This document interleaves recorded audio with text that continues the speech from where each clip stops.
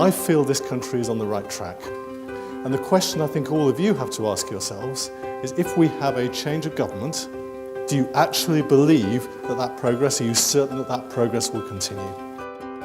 If we want to empower people to achieve their aspirations and dreams collectively, together as a community, we have to give people a platform upon which they can succeed. If we want a modern politics that actually looks like modern Britain, we can't do it unless you guys get involved.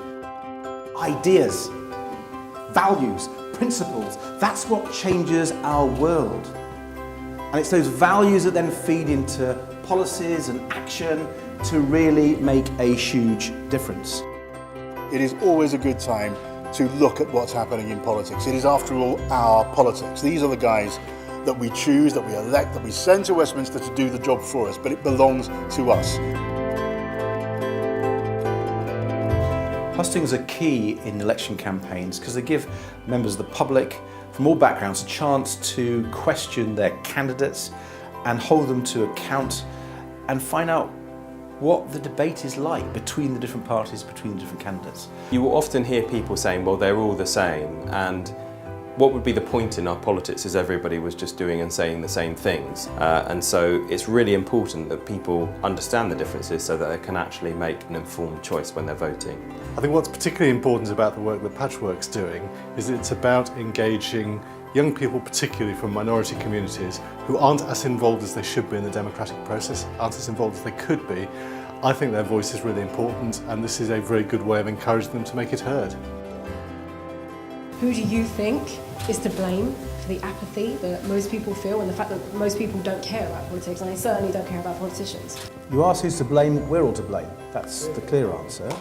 And I think there are two real aspects that we've got to get right. One is language and channels. When we anger people, we've got to try and find a way of trying to explain ourselves better. It's party politics that people have objected to and switched off from, because it's too adversarial, it is too Punch and Judy, and I think we've got to literally completely overhaul the way that Westminster works. It is a constant battle for us to try to find avenues to communicate, to explain, and the only solution, I think, is frankly for us all to work hard as politicians, but for groups like Patchwork to also try and make a difference as well. So it's really good to actually see MPs being put on the spot and actually having to answer a question that they weren't expecting. Just had ordinary young people from like groups that aren't normally represented in like our political classes. They actually had access to those people and could like talk about the issues they care about, like education and voter apathy and immigration and all these other issues that we won't otherwise get an opportunity to discuss. Are the parties afraid to make the case for multicultural Britain? And David Cameron made a big attack on multiculturalism. Multiculturalism is something we should be proud of in our society, and that is my party's position, and I believe we need to show the strength and the massive advantages. David Cameron is commenting about multiculturalism. It is that we do not want separation in this country. That is very different to expressing concerns about immigration. Immigration is not about race, colour or creed. It is about how many school places do we have? It's about how big is our health service? It's about how many houses do we have? To express concern about immigration is not necessarily to be racist. Look, I think across all different communities, all different parts of society, I think all people on immigration ask for is a fair and firm immigration policy with proper controls where we don't see undercutting in our labour market. But I'm sorry, I do think the tone and nature of the debate around immigration nationally across this country is disgusting. The Conservative Party is a party that has changed massively over the last generation. We have BME councillors, candidates, MPs. We have the Conservatives' first Asian Cabinet Minister in Sajid Javid. We have a whole range of great new candidates standing for election this time who I hope and believe will be elected and really strengthen the presence of your communities in my party in the House of Commons. Those of you who have been part of the Patchwork initiatives are there because you believe in, are interested in politics. This is something you can all do. I thought tonight was really good, especially when there was a young person from a secondary school who asked their question, and the MPs engaged with him, spoke to him, and also asked him whether or not his question had actually been answered. I also thought it was great with his reply, in which he'd actually made up his mind and said who he felt answered the question good enough. Will we ever achieve equal opportunity in our schools? What do you mean? Different people have different backgrounds. Will everyone be able to have the same opportunity to get higher standards in life?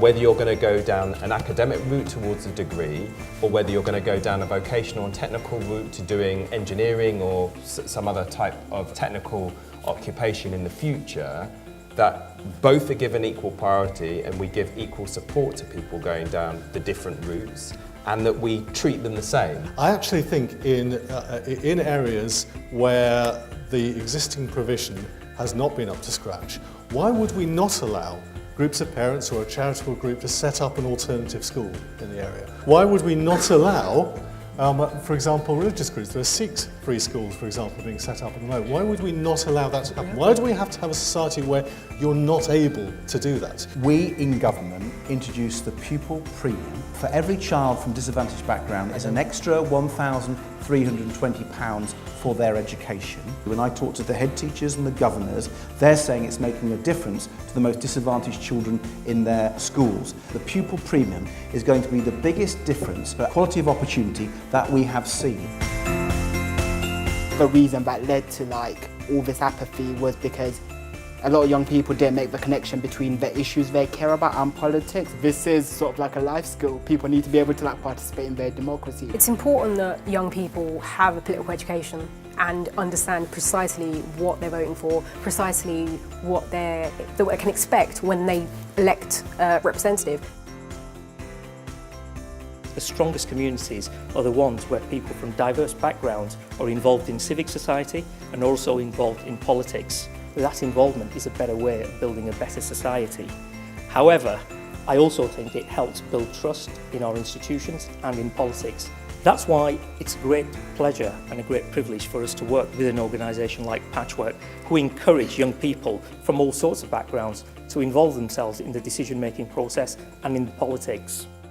The next generation of voters need to be engaged if democracy is to be healthy and vibrant and alive, trusted and respected in the future. And democracy requires that. It requires consent for those politicians who we send to Westminster to have the authority that they need to govern on our behalf. I don't think anyone's going to win this election. I think we're going to win another coalition, and there's going to be negotiations and compromises, and not everyone's going to like that.